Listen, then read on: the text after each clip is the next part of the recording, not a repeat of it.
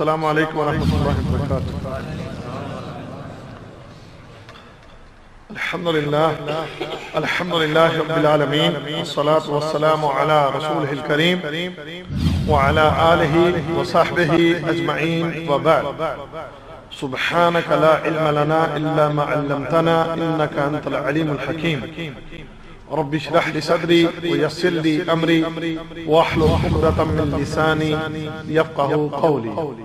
قال الله تبارك وتعالى في القرآن الحكيم: اعوذ بالله من الشيطان الرجيم، وقال ربكم ادعوني استجب لكم ان الذين يستكبرون عن عبادتي سيدخلون جهنم داخرين۔ عزیز دوستو، ساتھیوں اور بھائیوں، ہم اس دنیا میں اللہ کی مخلوق ہیں۔ اللہ ہمارا خالق اور مالک ہے۔ ہم سب اس کے بندے ہیں، ہم سب اس کے ماننے والے، اس کو اپنا خالق و مالک ماننے والے۔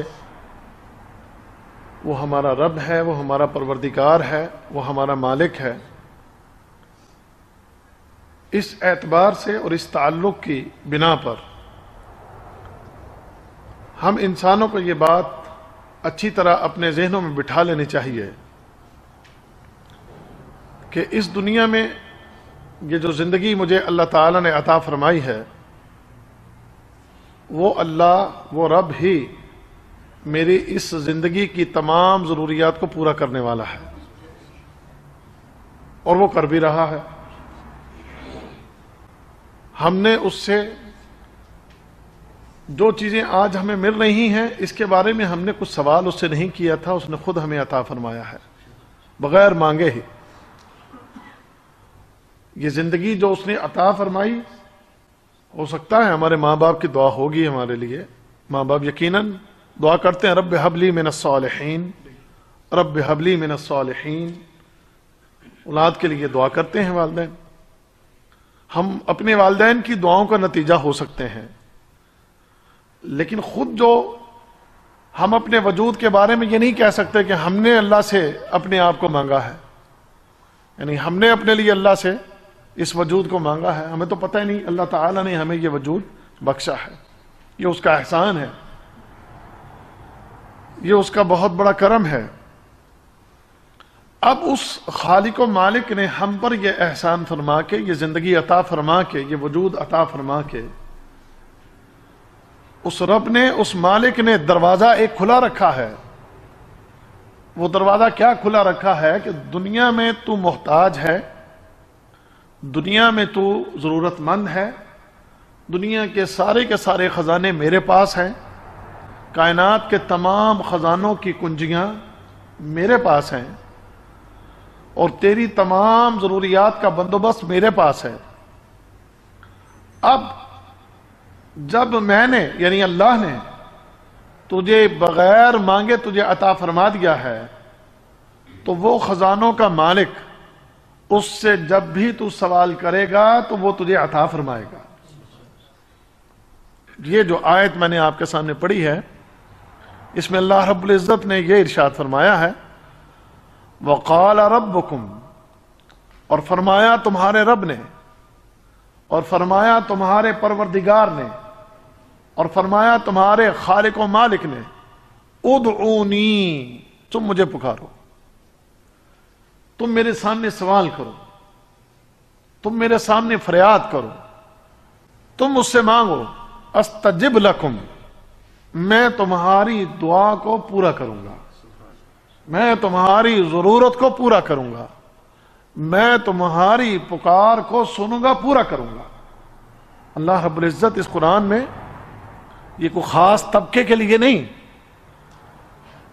رب، وقال ربکم، اور فرمایا تمہارے رب نے، اور فرمایا تمہارے رب نے۔ ہمارا رب ہے نا وہ، اس کے علاوہ کون ہے ہمارا؟ کچھ بھی نہیں۔ تو فرمایا تمہارے رب نے، ادعونی، تمہارا رب تمہیں کہتا ہے کہ تم پکارو مجھے، استجب لکم، اب جن سے خطاب ہے، خطاب پوری مخلوق ہے، پوری مخلوق سے خطاب ہے، اس میں نبی بھی ہیں، اس میں رسول بھی ہیں، اس میں صحابہ بھی ہیں، اس میں اولیاء بھی ہیں، اس میں عام آدمی بھی ہے، سب۔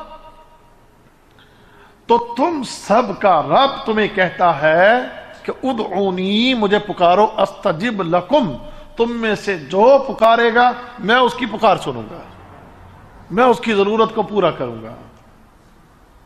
اللہ اکبر، وہ رب کیسا رب ہے، ذرا توجہ کیجئے، وہ پروردگار کیسا پروردگار ہے کہ تم زمین کے اوپر رہتے ہو، تم زمین کے اوپر اپنے گھر بناتے ہو، زمین کے اوپر رہائشیں اختیار کیے ہوئے ہو، تم زمینوں پر چلتے پھرتے رہتے ہو، ان زمینوں کے نیچے، ان زمینوں کی گہرائیوں میں، انتہائی پستیوں میں جو اگر کوئی چھوٹا سا کیڑا بھی پڑا ہے تو وہ بھی اپنے رب کو پکارتا ہے، وہ بھی اپنے رب کو، اس خالق کو، مالک کو پکارتا ہے، وہ رب اسے بھی عطا فرما رہا ہے، وہ رب اسے بھی اس کی ضرورت اور اس کی حاجت، وہ خالق و مالک اس کی بھی پوری کر رہا ہے۔ تو جب زمینوں کے نیچے انتہائی پستیوں میں پڑی ہوئی مخلوق کو وہ رزق دے رہا ہے اور اس کی ضروریات کو وہ پورا کر رہا ہے، تو پھر زمینوں کے اوپر ہے، تو زمینوں کے اوپر ہے۔ اور پھر تیرا اور باقی ساری مخلوق کا ایک بڑا واضح فرق بھی ہے، وہ کیا ہے کہ اللہ تعالیٰ نے تجھے اشرف المخلوقات پیدا کیا ہے، اس خالق و مالک نے تجھے جو یہ حیثیت عطا فرمائی ہے، جو مقام اور مرتبہ عطا فرمایا ہے، وہ ساری مخلوق سے، دنیا میں جتنی مخلوق ہے، دنیا میں جو کچھ بھی ہے، ان سب سے اعلیٰ و افضل اس اللہ نے تجھے پیدا کیا ہے۔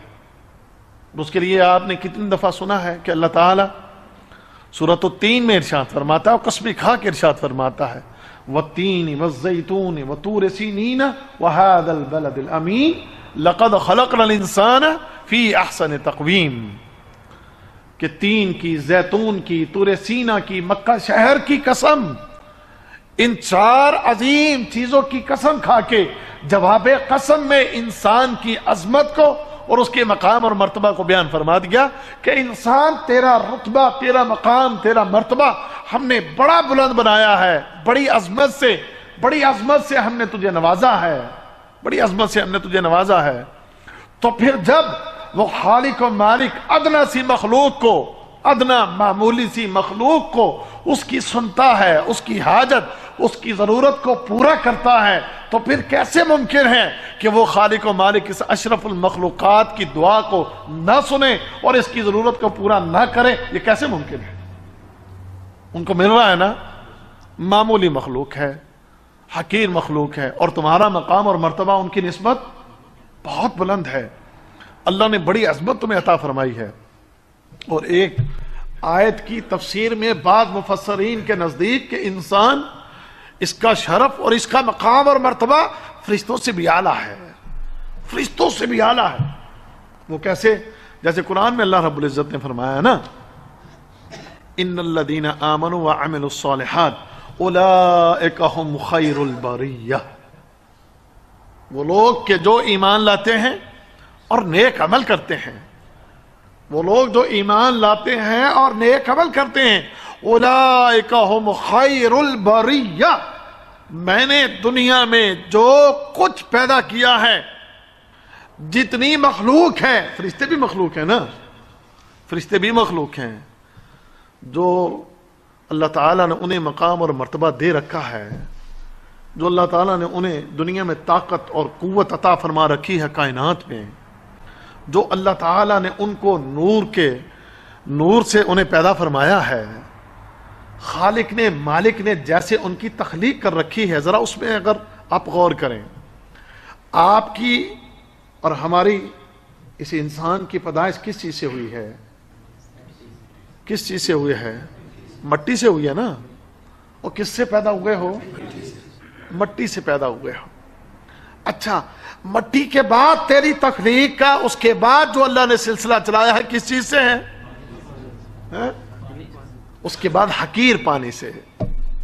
اس کے بعد تیرا سلسلہ جو چلا ہے وہ حقیر پانی سے چلا ہے. تیری تخلیق اس پانی سے چلی ہے کہ جو پانی جب جسم سے نکل آئے تو غسل واجب ہوتا ہے. پھر کیا ہوتا ہے؟ پھر غسل واجب ہوتا ہے, تجھے غسل کرنا ہوتا ہے. وہ قطرہ نکل آئے پانی کا, وہ حقیر پانی کے جس کے نکلنے سے تیرے اوپر غسل واجب ہو جاتا ہے اور تیرے کپڑوں پہ لگا ہو, تیرے جسم پہ لگا ہو, اس کو دھوتا ہے, کراہت محسوس کرتا ہے, اسے کراہت محسوس کرتا ہے کہ یہ ناپاک ہے. ہم اس کو ناپاک کہتے ہیں, اگرچہ اس کے حوالے سے مفسرین کا اور محدثین کا کہنا کچھ اور ہے, میں اس بحث میں نہیں پڑتا. تو ہم اس کو دھوتے ہیں, ہم اس کو اپنے جسم سے صاف کرتے ہیں, نکل آئے تو پھر اپنے غسل کرتے ہیں. ایسا پانی, اس سے یہ انسان پیدا ہوا ہے. اور فرشتہ کس چیز سے پیدا ہوا ہے؟ نور سے. نور سے اللہ نے انہیں نور سے پیدا فرمایا ہے.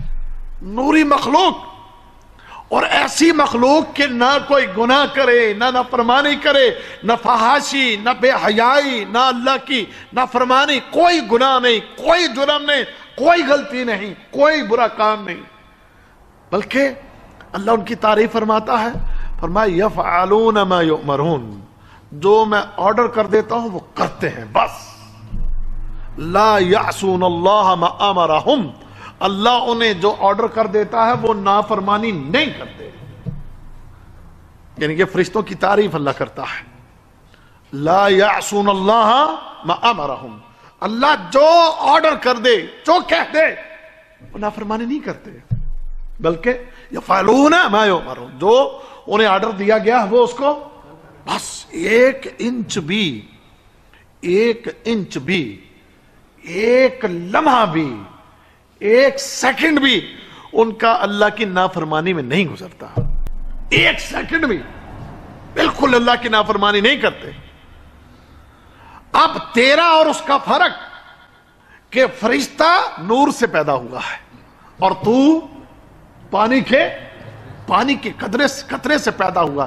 اگر تخلیق کے معاملے کو دیکھیں تو تخلیق کے معاملے میں اعلیٰ و افضل نظر آتا ہے فرشتہ. فرشتہ کیا نظر آتا ہے؟ تخلیق کے معاملے میں دیکھیں تو وہ اعلیٰ و افضل نظر آتا ہے. اچھا, عمل کے میدان میں بھی دیکھو تو تجھ سے اعلیٰ و افضل نظر آتا ہے. دونوں چیزوں میں آپ دیکھ لیں. آپ تخلیق بھی غور کر لیں اور آپ اس کا عمل بھی, اس میں بھی غور کر لیں. ہم نے تخلیق دیکھی تو تخلیق میں بات سمجھ آئی, وہ تو بڑا نور سے پیدا ہوا, کسی گندی چیز سے پیدا نہیں ہوا, کسی گندی چیز سے پیدا نہیں ہوا, وہ نور سے پیدا ہوا ہے. اچھا, عمل دیکھتے ہیں ہم اس کا, تو جب عمل دیکھتے ہیں تو عمل کے میدان میں بھی ہمیں چیز کیا نظر آتی ہے؟ وہ کہ بہت آگے. رسول اللہ صلی اللہ علیہ وسلم نے فرمایا فرشتے بعض پیدا ہوئے قیام میں ہیں, قیام ہی کے اندر ہیں, رکوع میں ہے, رکوع کے اندر ہیں, سجدے میں ہے, سجدے میں ہیں, اور اسی حالت میں ان کی جان نکل جائے گی. اسی حالت میں جب دنیا کو اللہ فنا کرے گا تو اسی حالت میں وہ دنیا سے چلے جائیں گے. اللہ اکبر. تیرا اور اس کا فرق, تیرا اور اس کا فرق. لیکن اللہ نے تجھے اشراف, اکرام, تیرے اوپر رحمت اور فضل و کرم فرمایا ہے. اس نے صرف 2 شرطیں ساتھ رکھی ہیں. اس نے کیا کیا ہے؟ 2 شرطیں ساتھ رکھی ہیں. وہ کیا؟ ان الذین آمنوا وعملوا الصالحات. اگر تو ایمان اور عامل الصالحات, ایمان اور عامل الصالحات یہ تو کر لے, اگر تو اگر تو یہ عمل اختیار کر لے, ایمان تیرا درست ہو, عقیدہ توحید تیرا زبردست ہو, اور نیکیاں کرنے والا ہو, تو جا, اللہ تیرے لیے اعلان کرتا ہے تو حقیر پانی سے ہی کیوں نہیں پیدا کیا گیا. تیرا مقام تخلیق کے اعتبار سے, عمل کے اعتبار سے فرشتوں کے مقابلے پر بہت نیچے ہے, لیکن تیرے ایمان کی وجہ سے اور تیرے عامل الصالحات کی وجہ سے اللہ تیرے لیے اعلان کرتا ہے کہ جا, اگر یہ 2 شرطیں پورا کر دے تو تیرا مقام اور مرتبہ فرشتوں سے بھی اعلیٰ ہے.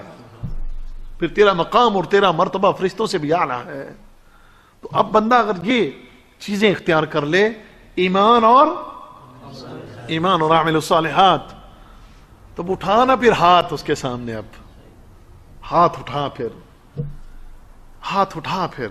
رسول اللہ صلی اللہ علیہ وسلم فرماتے ہیں اللہ پھر ہاتھ خالی موڑنے سے شرما جاتا ہے، پھر خالی نہیں موڑتا، وہ عطا کرتا ہے۔ ہم کہتے دعا پوری نہیں ہوتی، پتہ نہیں جی کھپ چلے ہیں، مشکلیں، پریشانیاں، بیماریاں، تکلیفیں، مسائل حل نہیں ہوتے ہیں۔ اور میرے بھائی اور میرے دوست اور میرے ساتھی، اگر ہم اپنے اعمال کی اصلاح کر لیں، سب سے پہلے تو اپنے عقیدوں کو چیک کریں۔ سب سے پہلی چیز اپنے عقیدوں کو دیکھیں کہ کہیں ہمارے عقیدوں میں خرابی تو نہیں ہے، کہیں اور کہیں ہمارے عقیدوں کے اندر تو معاملہ نہیں گڑبڑ، کہیں عقیدوں کے اندر تو کسی جگہ پر کوئی رکھنا نہیں، کوئی غلطی تو نہیں، پہلے اس کو دیکھیں۔ اگر ٹھیک ہے تو الحمدللہ۔ اور اگر عامل الصالحات کا معاملہ کہیں ڈھیلا ہے تو عامل الصالحات کو ٹھیک کیجئے، اور عامل الصالحات میں ہمیشہ ذہن میں رکھا کریں، ہمیشہ عامل الصالحات وہی عمل کہلاتے ہیں کہ جن اعمال کو آپ اخلاص کے ساتھ کریں اور سنت طریقے کے مطابق کریں۔ جن اعمال کو آپ اخلاص کے ساتھ، اخلاص سے کیا مراد؟ یعنی اللہ کی رضا مطلوب ہو، اور دوسری چیز کہ سنت طریقہ۔ اگر یہ دونوں چیزیں، پہلی چیز عقیدہ اور اس کے بعد یہ دو چیزیں اگر آپ کے عمل میں ہوں تو واللہ اولئک ہم خیر البریہ، آپ فرشتوں سے بھی اعلیٰ افضل مخلوق ہیں۔ اور پھر جب آپ اس خالق و مالک کے سامنے دعا کریں گے، اللہ تمہیں اس بات کی خبر دے رہا ہے کہ اے نبی صلی اللہ علیہ وسلم، اپنے نبی کے ذریعے اذا سألک عبادی عنی فانی قریب اجیب دعوت الداع اذا دعان فلیستجیبوا لی ولیؤمنوا بی لعلہم یرشدون۔ یہ اللہ کے اعلان۔ کیا کہتے ہیں اللہ؟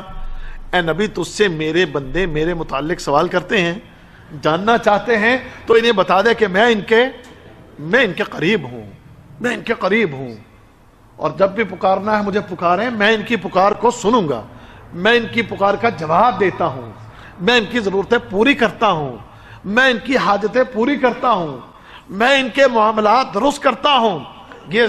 یہ رات کو سو جاتے ہیں، ان کے پورے ملک کی آبادی سو جاتی ہے، ان کے بچے بڑے سارے سو جاتے ہیں، ان کے سوئے ہوئے جسموں کی حفاظت میں کرتا ہوں، اور نیند میں ان کی نیند میں ان کا خیال میں رکھتا ہوں۔ یہ تو سوئے رہتے ہیں، اور نیند کے اندر ان کے دلوں کی دھڑکن کو میں جاری رکھتا ہوں۔ یہ سوئے ہوتے ہیں، ان کے دل و دماغ کی حرکت کو میں جاری رکھتا ہوں۔ یہ سوئے ہوتے ہیں، ان کے گھروں کی حفاظت میں کرتا ہوں۔ یہ سوئے ہوتے ہیں، ان کے گھر بار کے معاملات کی نگرانی میں کرتا ہوں۔ یہ سوئے ہوتے ہیں، ان کے جسم کی حفاظت میں کرتا ہوں۔ ان کے مال مویشی بندے ہوتے ہیں، انہیں کچھ خبر نہیں ہوتی، ان کی حفاظت بھی میں کرتا ہوں۔ زمین و آسمان کو ان کا مطیع کر کے میں رکھتا ہوں، میں ان کی ضرورتیں پوری کرتا ہوں۔ تو وہ رب جو میرے سوئے ہوئے جسم کی بھی نگرانی کرتا ہے، وہ رب، وہ خالق و مالک کہ جب رات پورا سناٹا چھا جاتا ہے، پوری دنیا سوئی ہوتی ہے، اللہ لا الہ الا هو الحی القیوم لا تأخذہ سنۃ ولا نوم، اور تم سوئے ہوتے ہو، اس کو نہ نیند آتی ہے نہ اونگ آتی ہے، وہ تمہاری نگہبانی کرتا ہے، وہ تمہاری حفاظتیں کرتا ہے، تمہاری ضرورتیں اور تمہاری حاجتیں پوری کرتا رہتا ہے۔ اللہ اکبر۔ تو جب وہ اس طرح ہمارے ساتھ معاملات کر رہا ہے تو کیا خیال ہے مزید میں ہاتھ پھیلاؤں، مانگوں اسے تو وہ نہ سنے گا؟ سنے گا۔ اور کچھ دیر ہوتی ہے اور حکمت ہوتی ہے اس میں، وہ حکیم ہے، وہ دانا ہے، اس کو پتا ہے کہ کیا اس وقت اس کے لیے بہتر ہے اور کیا اس کے لیے بہتر نہیں۔ واللہ میں اپنی بات آپ کو بتاؤں، میں اپنے رب، اپنے خالق و مالک کے بارے میں جو میرا چھوٹا موٹا جو مطالعہ، جو میری کو تھوڑی بہت میں جو علم رکھتا ہوں، کئی دفعہ ہم نے نوٹ کیا، اور یہ چیزیں آپ کے علم میں بھی ہوں گی، کہ کبھی ہم نے دعا کی یا آپ لوگوں نے دعا کی تو اللہ اسی وقت پوری کر دیتا ہے. ہوتا کہ نہیں ہوتا؟ آپ کے ساتھ بھی ہوتا، سب کے ساتھ ہوتا، ہمارے ساتھ بھی یہ. اور کبھی ہوتا ہے 2-2 سال 3-3 سال گزر جاتے ہیں. اچھا جب 2 سال 3 سال 4 سال 5 سال دعا کرتے رہے پوری نہیں، اور جب ہوتی ہے تو بندہ پچھلے سارے غم بھول جاتا ہے، بندہ پچھلی ساری تکلیفیں، اور پھر محسوس کرتا ہے. بندہ کیا محسوس کرتا ہے؟ اس وقت یہ محسوس کرتا ہے کہ یہ جو دعا میری آج پوری ہوئی ہے اس کے لیے مناسب وقت واقعی یہ تھا، اس کے لیے مناسب وقت یہی تھا. بندہ محسوس کرتا ہے. تو اگر کبھی ہم دعا کریں اور پوری نہ ہو، اس میں دیر تاخیر ہو، تو اس کے پیچھے حکمت پوشیدہ ہوتی ہے، اور اس حکمت کو وہ اللہ ہی بہتر جانتا ہے، وہ خالق جانتا ہے. اس لیے جلد بازی نہ کریں کہ ہم تو پکارتے ہیں جی وہ اللہ ہماری سنتا ہی نہیں، وہ ہماری پوری کرتا نہیں. اللہ سنتا ہے، اللہ سنتا ہے، اللہ جواب دیتا ہے.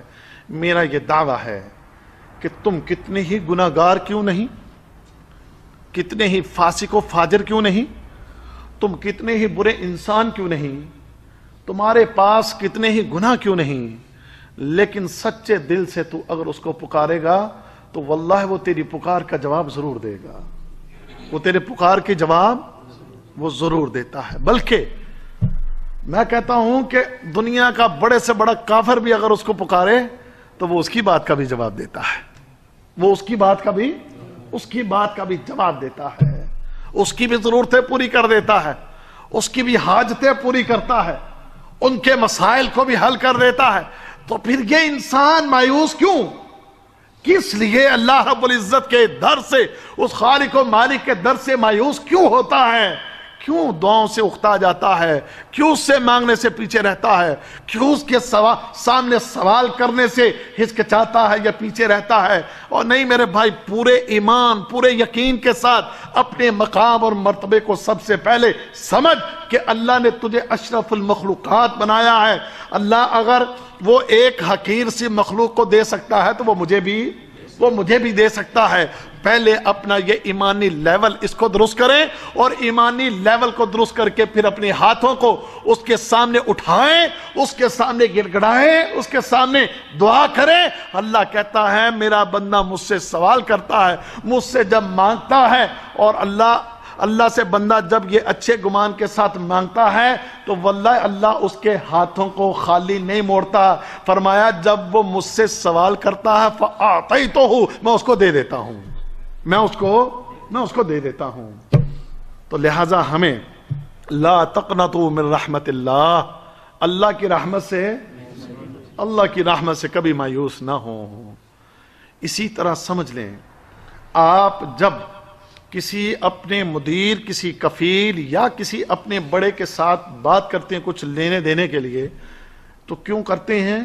جب وہ آپ کے سامنے ہے تو آپ ضرورت مند ہیں تو آپ اس لیے کرتے ہیں یہ میری بات سنتا ہے اور میری ضرورت پوری کر سکتا ہے، یہ میری بات کو سنتا ہے اور میری ضرورت کو، ایک گمان ہوتا ہے تبھی کرتے نا. آپ کا کفیل ہے، آپ کا بڑا ہے، آپ کا کوئی آفیسر ہے، کچھ بھی ہے، آپ اس کے سامنے اپنی حاجت رکھتے ہیں، اس کے پیچھے آپ کی سوچ ہوتی ہے کہ یہ میری بات کو پورا سن رہا ہے، اور دوسرا ملنے کی امید ہے. اس سے زیادہ امید اپنے رب سے رکھا کریں، اس سے زیادہ امید اپنے رب سے رکھیں. میں یہاں بیٹھا ہوں، میں کہتا ہوں یا اللہ، تو میرا یقین ہونا چاہیے کہ میرے اللہ نے سن لیا، میرے اللہ نے سن ہی نہیں لیا بلکہ جواب بھی دیا ہے. میرے اللہ نے نہ صرف سنا ہے بلکہ اس کا جواب بھی دیا ہے میرے اللہ نے، میرے خالق و مالک. اچھا جب مجھے یہ یقین ہوگا تو پھر میں اب اپنی فریاد اس کے سامنے رکھوں، اب میں اس کے سامنے سوال کروں، اب میں اس سے مانگوں، اب میں اس کے سامنے اپنی خواہشات، اپنی ضروریات، اپنی حاجتیں بیان کروں اس کے سامنے، اس خالق و مالک کے سامنے، اس ایمان اور یقین کے ساتھ کہ اس نے سن لیا ہے. اور دوسرا یقین یہ رکھیں کہ اس در سے خالی کوئی نہیں جاتا، اس در سے خالی، یہ وہ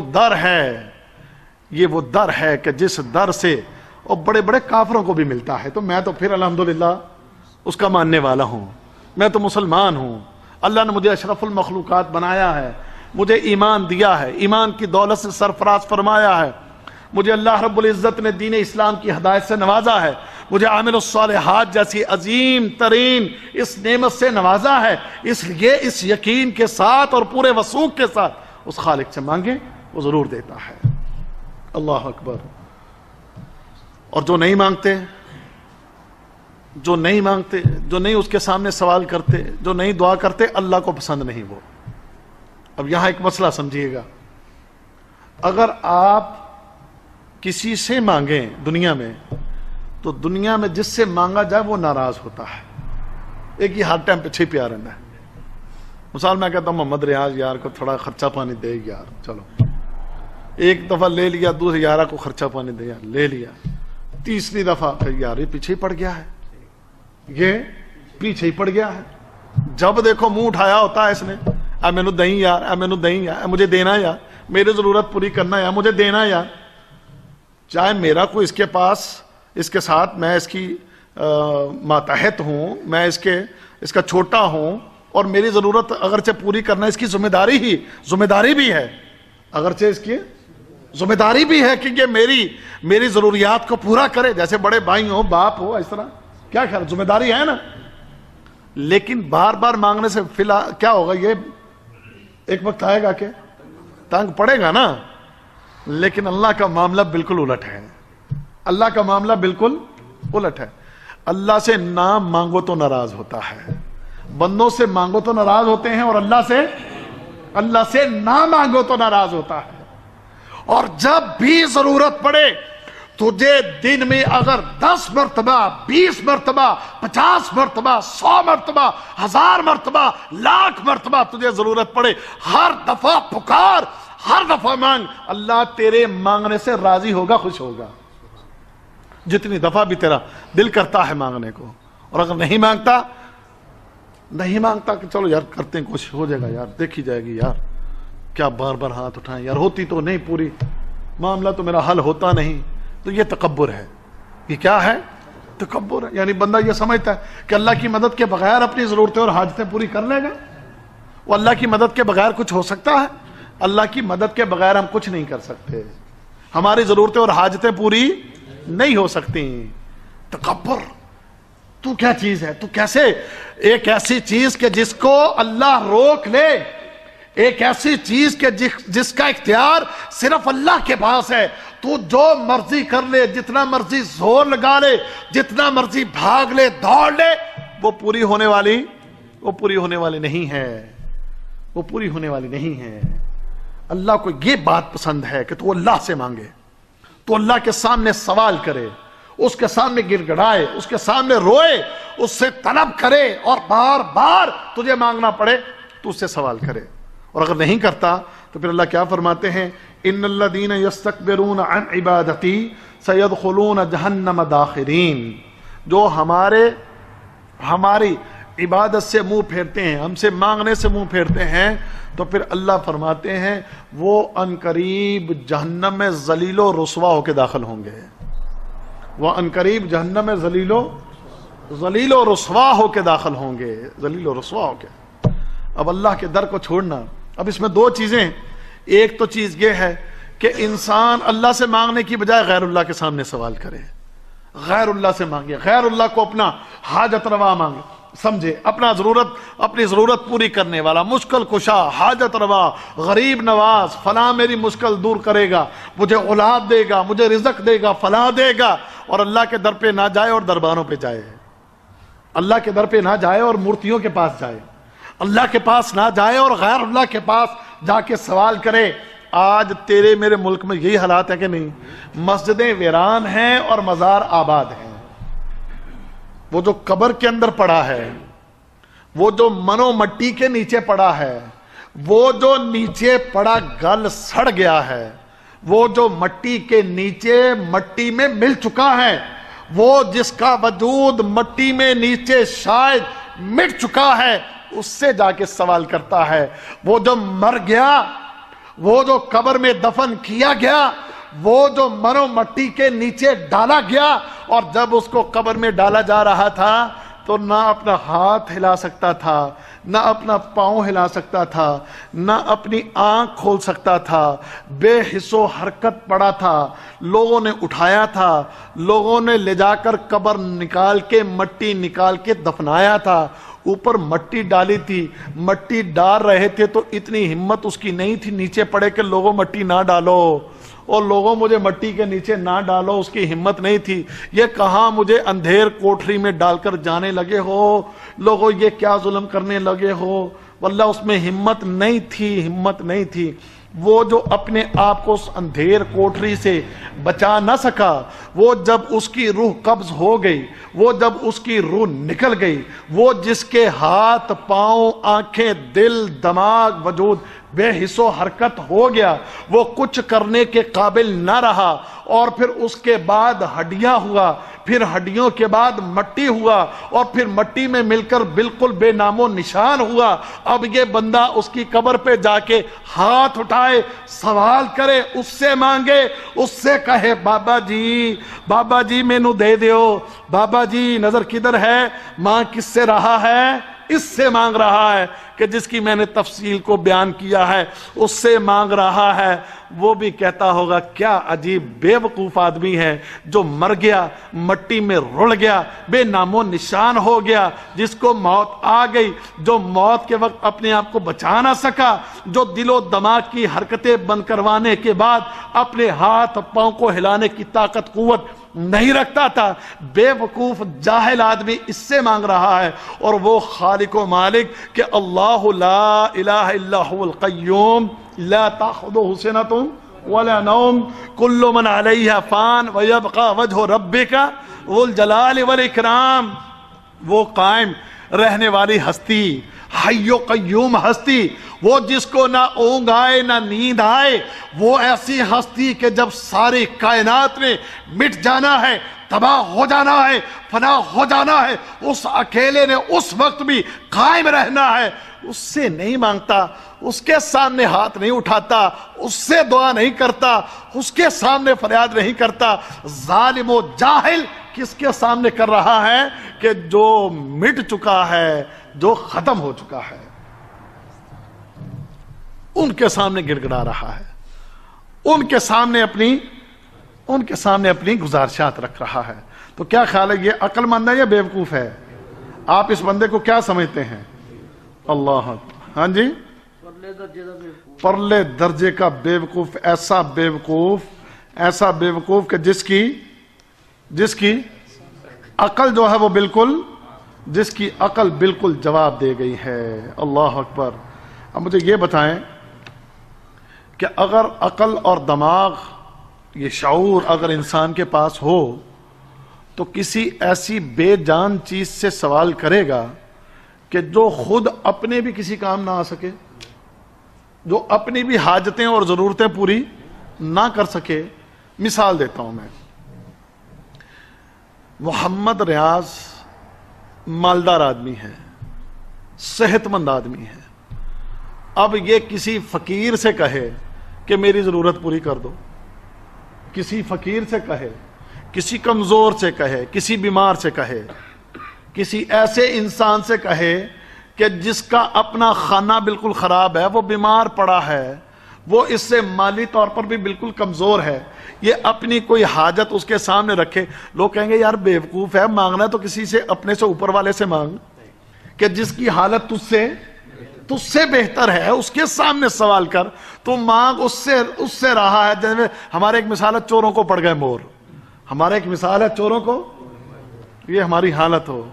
اللہ اکبر۔ انسان اس چیز میں غور کرتا ہے، اس چیز میں بڑا غور کرتا ہے، بڑی فکر کرتا ہے، ہمیشہ ان چیزوں میں بڑی توجہ کے ساتھ، بڑے غور کے ساتھ کسی کے ساتھ لینا دینا مانگنا، ان چیزوں میں خیال کرتا ہے کہ کس سے کس طریقے سے بات کرنا ہے، انسان کی سامنے والے کی کیا حیثیت ہے، یہ ساری خبریں انسان رکھتا ہے۔ لیکن یہاں رب کے بارے میں، خالق و مالک کے بارے میں اور قبر والے کے بارے میں، ان دونوں کے درمیان میں فیصلہ کرنے میں کیسی کیسی بے وقوفی اور حماقتیں کر جاتا ہے، کیسی کیسی بے وقوفی اور حماقتیں۔ یہ حماقتیں ہی ہیں کہ آج ہمارے لوگ، آج ہماری خواتین، آج ہمارے بچے کہاں پر نظر آتے ہیں؟ وہ درباروں مزاروں پر نظر آتے ہیں، اور مسجدیں جو ہیں وہ الا ماشاء اللہ شاید ہی کوئی مسجدیں ہوں گی کہ جو بھری ہوں، شاید ہی کوئی مسجدیں ہوں گی کہ جن مسجدوں میں صفیں نمازیوں سے بھری ہوں، لیکن دربار مزار پہ جاؤ تو وہاں پر آپ کو جناب مرد بھی ملیں گے، خواتین بھی ملیں گی، اور بچے بھی ملیں گے، اور وہاں دعائیں کر رہے ہیں، وہاں فریادیں کر رہے ہیں، اپنی حاجتیں اپنی ضرورتیں ان کے سامنے رکھ رہے ہیں۔ تو ان بے وقوفوں کو، ان جاہلوں کو سوچنا چاہیے، ذرا اپنی عقل سے اور اپنے دماغ سے کام لینا چاہیے کہ مانگو اس سے جو حی و قیوم ہے، مانگو اس سے جس سے اونگ نہیں آتی، مانگو اس سے جس کو نیند نہیں آتی، مانگو اس سے جس نے فنا نہیں ہونا، اس سے سوال کرو۔ تم کن سے سوال کر رہے ہو؟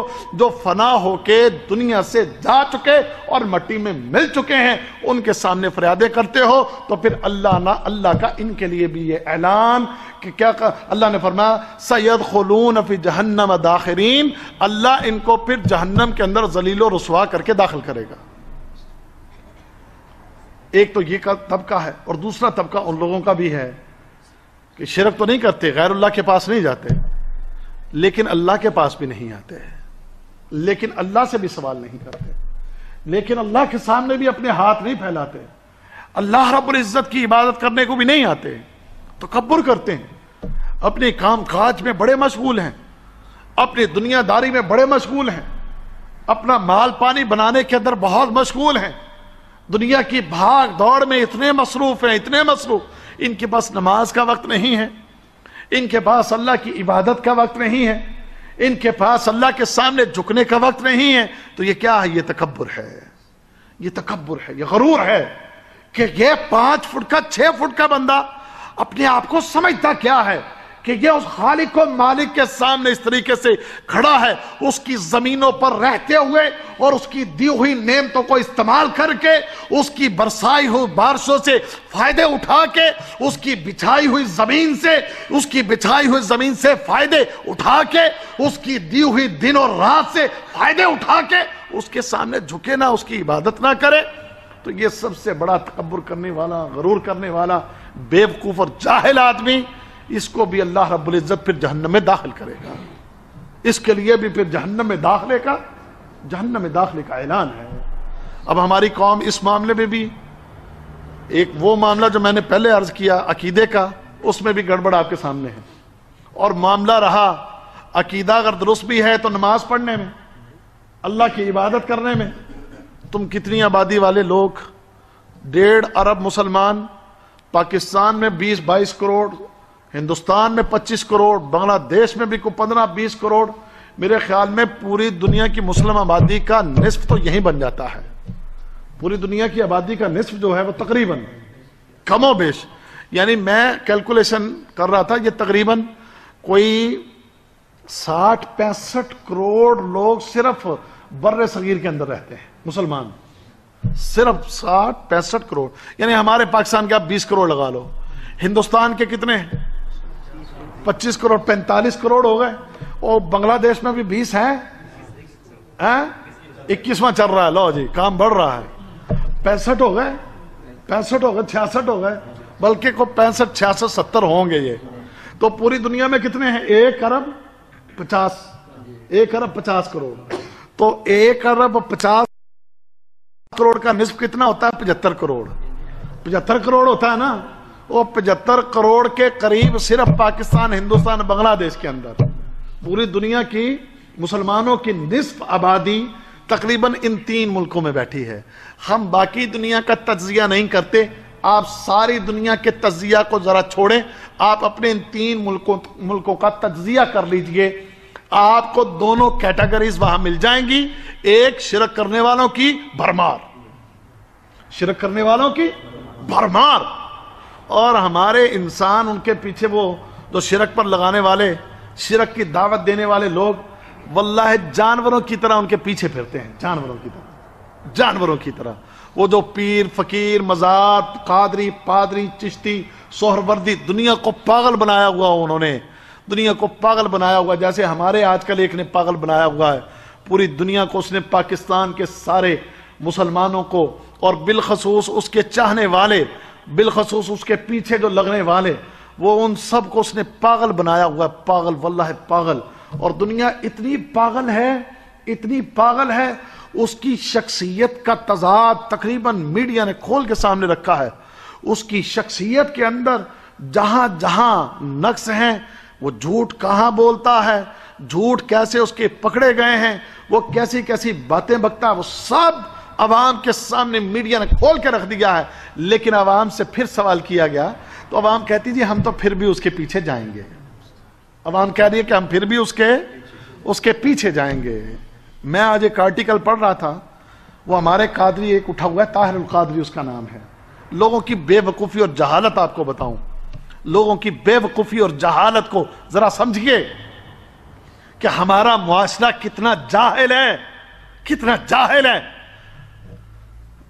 خوابوں کے بادشاہ ہیں، وہ خوابوں کے کیا ہیں؟ وہ اپنی پوری جتنی بھی ان کی وہ ماننے والے جتنی بھی کمیونٹی ہے، وہ ساری کی ساری ان کے خوابوں پہ بلیو کرتی ہے، اور ان کے خوابوں کے اوپر بلیو کر کے اس کے پیچھے لگی ہوئی ہے ہماری ساری قوم. اللہ ماشاء اللہ، جن کو اللہ نے کو سمجھ دی ہے وہ تو پیچھے ہیں، ورنہ بڑی دنیا، لاکھوں کا مجمع اس کے پیچھے، لاکھوں لوگ اس کی جناب بات مانتے. اس کے بارے میں بڑے تضادات، اس بندے کے بارے میں صرف ایک چیز میں آج آپ کو بتاتا ہوں جو میں نے خود ایک بندے کے بارے میں پڑھی جو اس کے ساتھ کہیں رہا ہے، اور اس نے اس کی پوری تحقیق کی، اور اس کے ادارے میں جا کر اس نے سارا کاغذات کی پڑتال کر کے وہاں کے لیکچر، لٹریچر اور کتابیں پڑھ کے اس نے کچھ ایک آرٹیکل لکھا بڑا خوبصورت. اس نے آرٹیکل میں لکھا کہ یہ جو اپنے آپ کو، اور ایک بڑی مصیبت، اپنے آپ کو شیخ الاسلام خود ہی فرماتے ہیں، وہ اپنے آپ کو شیخ الاسلام خود ہی فرماتے کہ میں شیخ الاسلام ہوں. کیا لکھا اس نے اپنی کتاب ایک میں؟ وہ لکھتا ہے جی کہ میرے والد محترم اپنے وقت کے بڑے زبردست محدث، عالم، فاضل، صاحب کرامت تھے. وہ اپنے باپ کے بارے میں لکھتا ہے. پھر لکھا کہ میرے والد محترم مکہ گئے، اور اس نے لکھا میرے والد نے دمشق سے علم حاصل کیا، مصر سے علم حاصل کیا، بڑے بڑے کبار علماء کی شاگردی کی ہے میرے باپ نے. اب آگے کیا لکھتا ہے؟ کہتا میرا باپ مدینے میں گیا تو مدینے میں روضہ رسول پر اللہ کے رسول صلی اللہ علیہ وسلم کے روزے پہ کھڑے ہو کے بڑی فریادیں کی کہ میرے پاس بیٹا نہیں ہے، مجھے بیٹا عطا فرما دیں. تو میرے والد محترم وہیں روضہ رسول کے قریب سو گئے. تو رات کو اللہ کے رسول صلی اللہ علیہ وسلم خواب میں آئے اور فرمایا کہ جاؤ تمہیں اب بیٹا ہوگا. تو کہنے لگا جی کہ اس کے بعد پھر میں پیدا ہوا. یعنی اس کا مطلب ہے کہ میں رسول اللہ صلی اللہ علیہ وسلم کی بشارت ہوں. اپنے بارے میں کیا ارشاد فرما رہا ہے کہ میں اللہ کے رسول صلی اللہ علیہ وسلم کی بشارت ہوں. کہنے لگا جی اس کے بعد میرے والد محترم پھر کچھ عرصے کے بعد گئے تو 7 8 9 سال میری عمر. تو اس وقت پھر روزہ رسول پر کھڑے دعائیں کی تو سو گئے. اللہ کے رسول خواب میں آئے اور کہا کہ ارشاد فرمایا کہ تم اپنے بیٹے کو لے کر کیوں نہیں آئے، آئندہ آؤ تو لے کر آنا. تو پھر 2 3 سال کے بعد گئے تو والد محترم مجھے پھر اپنے ساتھ لے کر گئے. مجھے اللہ کے رسول نے بلوایا اپنے روزے پر، مجھے اللہ کے رسول نے اپنے روزے پر بلوایا. پھر میں وہاں پر کھڑا رہا، روتا رہا. بڑی کوئی لمبی سٹوری ہے، میں آج شارٹ کر کے آپ کو بات بتاؤں. وہ تحریر لکھنے والا کہتا ہے کہ میں نے اس کے اوپر مزید پھر ریسرچ کرنے کی ٹھان لی کہ پتہ تو کروں یہ حضرت اپنے والد کو صاحب کرامت بتاتے ہیں، یہ اپنے والد کو اتنی بڑی شان والا بتاتے ہیں، یہ اپنے والد کو اتنا بڑا وقت کا محدث بتاتے ہیں، تو وہ بے نام و نشان کیوں ہے؟ وہ بے نام و نشان کیوں ہے؟ تو کہنے لگا میں تحقیق کرتا کرتا وہاں پہنچ گیا جو ان کا اصل آبائی گاؤں تھا، جہاں یہ ہماری پنجابی میں کہتے جتھے دا جم پڑھائی، جہاں کی پیدائش تھی اور جہاں پر بڑا ہے پھلا پھولا. وہ کہنے لگا میں وہاں پہنچ گیا، اور پہنچ کے میں نے وہاں لوگوں سے پوچھا پھر بھئی اس نام کا بندہ وہ یہاں رہتا؟ ان کا جی بالکل یہی رہتا تھا. تو میں کوئی دیکھ نہیں رہا کہ اس کا کوئی مزار، کوئی اس کو جناب یہاں پر کوئی لوگ اس کو پوجنے والے، اس کی قبر کے اوپر کوئی چہرہ، کوئی عرس وغیرہ، کوئی اس قسم کی چیزیں کوئی نظر نہیں آتی. کیا بات ہے؟ وہ کس قسم کا آدمی تھا؟ تو انہوں نے کہا جناب وہ یہاں پر ایک ڈسپینسری میں ملازم تھا. وہ یہاں کی ڈسپینسری میں وہ وہاں یہاں کی ڈسپینسری میں ملازم تھا. اتنا جھوٹا بندہ ہے یہ جو آج کل جس کی میں بات سنا رہا ہوں، آج کل بڑا چرچا ہے میڈیا پر. اتنا بڑا جھوٹا آدمی ہے، اتنا بڑا جھوٹا آدمی ہے. یعنی لوگوں نے یہ واضح جھوٹ اس کے پکڑے ہیں، واضح ترین جھوٹ پکڑ کے میڈیا میں نشر کیے ہیں. لیکن آگے کون ہے؟ گائیاں. بالکل آگے کون ہے؟ گائیاں. واللہ گائیاں. یہ حال سچی بات ہے، سچی بات. آپ دیکھیں اس کی عقیدت مندوں سے بات کریں، آپ وہ آپ کے گلے پڑ جائیں گے. حضرت کے بارے میں بات نہ کریں. اتنا بڑا جھوٹا مکار آدمی.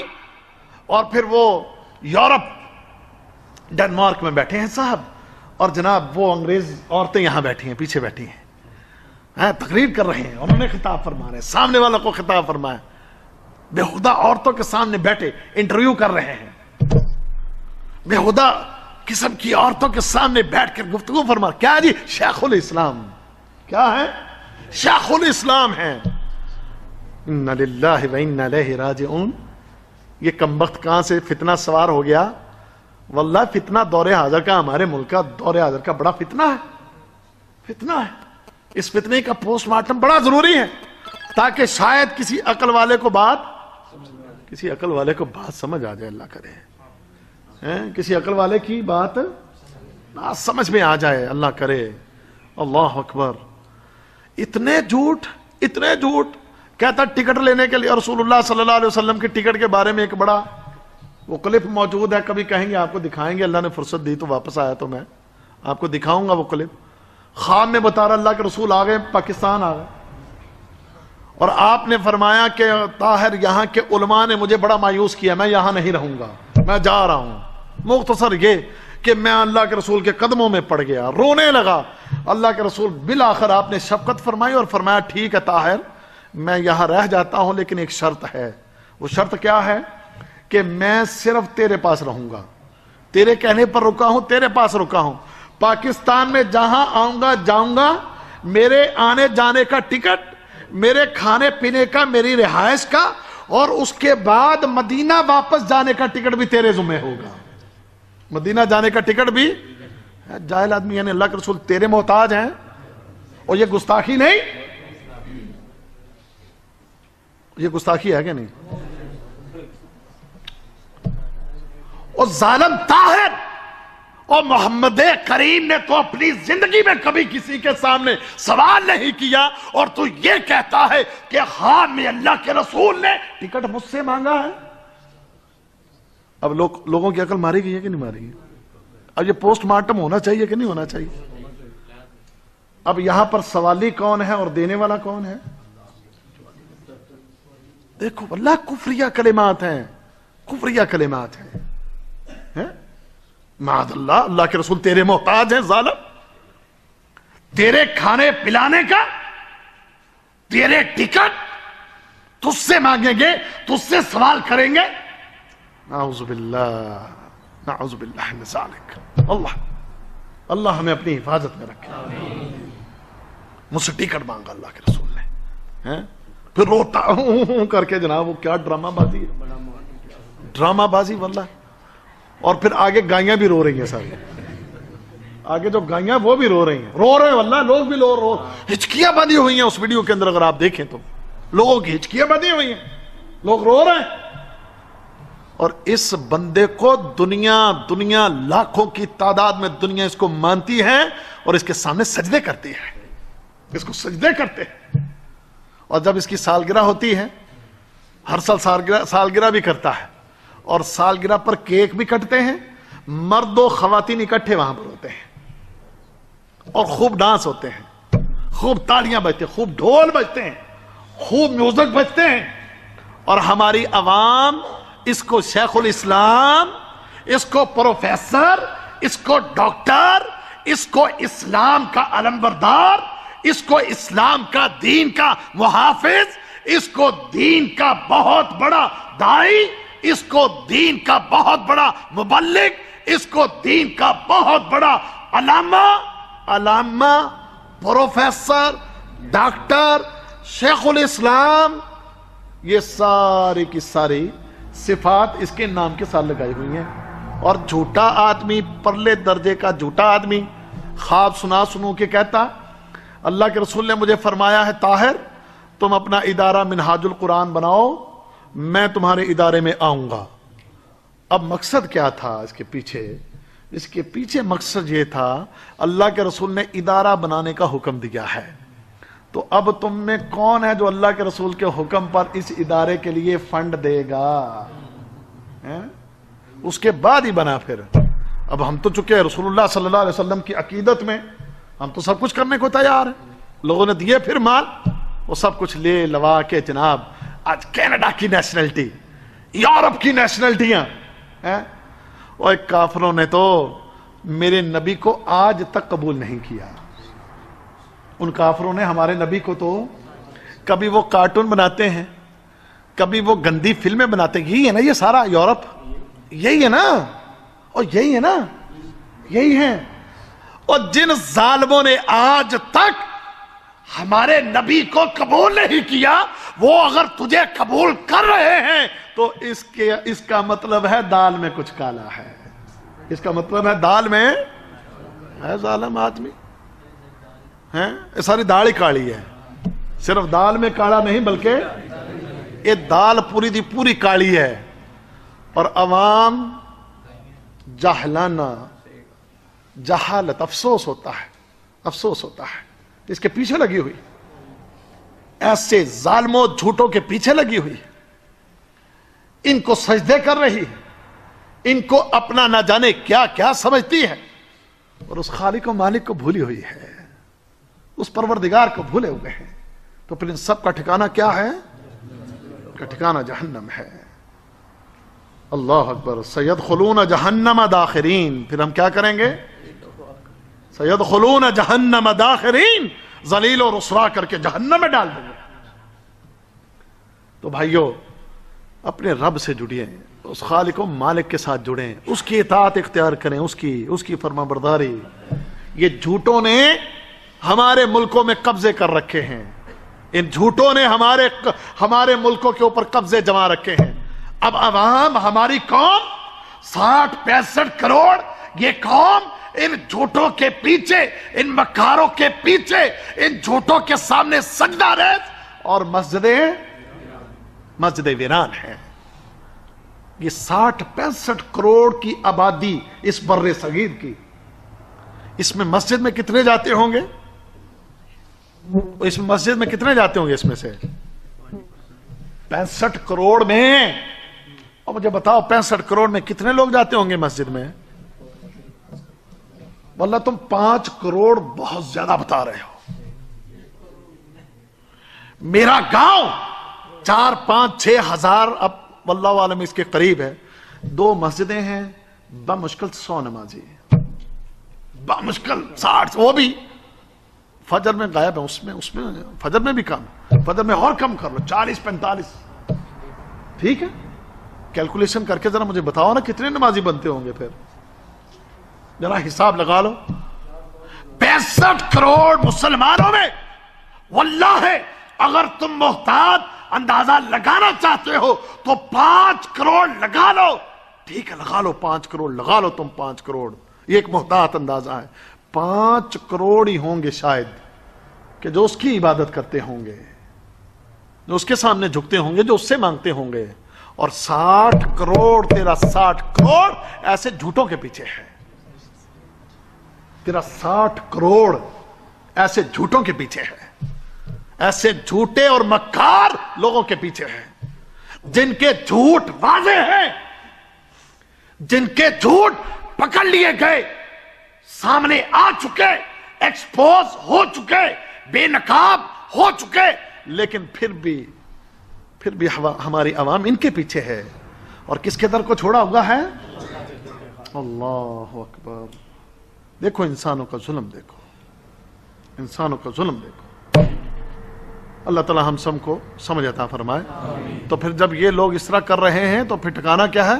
سیدخلون جہنم داخرین، پھر اللہ ان کو ذلیل و رسوا کر کے جہنم میں ڈال دے گا، کہ جنہوں نے ہماری عبادت سے کیا کیا ہوا ہے۔ اللہ اکبر۔ تو اللہ تعالی ہم سب کو سمجھ عطا فرمائے۔ میرا یہ پروگرام آج آپ بھائیوں کی نصیحت کے لیے ایک تو یہ کہ خالصاً اللہ کی رضا کے لیے اللہ کی عبادت کریں، اسی سے مانگیں اور اس پر پورا ایمان رکھیں، پورا یقین رکھیں پورے بھروسے کے ساتھ. اور دوسری چیز عقیدہ ٹھیک رکھیں اور کبھی مایوس نہ ہوں، کبھی مایوس نہ ہوں، کبھی سستیاں نہ کریں، اس کی عبادت میں کبھی سستیاں نہ کریں. اور بندہ جس کے پیچھے لگتے ہو کہ جو تمہیں تبلیغ کرتا ہے، ہمیشہ اس کا بیان دیکھو کتاب و سنت کے مطابق ہے یا اپنی پرسنالٹی کو اجاگر کرنا یا اپنی شان بیان کرنا یا اپنے آپ کو اونچا کرنا یا اپنے کو مقاصد حاصل کرنا. یہ چیزیں نوٹ کیا کرو، ان چیزوں کے اندر غور اور فکر کیا کرو. اگر کوئی بندہ صرف اور صرف تمہیں یہ کہتا کہ اللہ اور اللہ کے رسول صلی اللہ علیہ وسلم کے پیچھے چلو، کوئی بھی ہے، وہ پاکستان میں ہے، ہندوستان میں ہے، بنگلہ دیش میں ہے، کہیں بھی ہے اور کوئی بھی ہے، اس کے پیچھے لگو، اس کی بات کو سنو، اس کی بات میں غور اور فکر کرو اور اس کے کہنے کے مطابق عمل کرو، اس کی تحقیق بھی کرو. کتاب و سنت بیان کرتا ہے تو اس کے حوالے مانگو، اس سے حوالے مانگو، اس سے بات کرو، اس سے پوچھو. اور اگر وہ حوالے دے، آپ کی تسلی کرائے اس کے پیچھے، اور پیچھے بھی اس طرح کہ اس کو خدا نہیں بنا لینا، اس کی پوجا شروع نہیں کر دینی. عالم ہے، احترام ہے، کوئی بات نہیں، احترام کریں، احترام علماء کو ہونا چاہیے. اللہ اکبر. لیکن جو اس طرح کا ہو، بناوٹی قسم کا، لوٹا، جھوٹ بولنے والا، لوگوں کو دھوکے دینے والا، لوگوں کے ساتھ جناب دغا کرنے والا، فریب کرنے والا، وہ بالکل واضح طور پر اللہ تعالیٰ وہ ساری ان کی جو شکلیں ہوتی ہیں نا، اللہ واضح کر دیتا ہے. الحمدللہ، الحمدللہ، اللہ کا احسان ہے. تو اللہ تعالیٰ ہم سب کو سمجھنے کی اور عمل کرنے کی توفیق عطا فرمائے. اللہ ہمیں اخلاص عطا فرما دے. اللہ تعالیٰ ہمیں اپنے دین پر عمل کرنے کی توفیق عطا فرمائے. وآخر دعوانا ان الحمدللہ رب العالمین.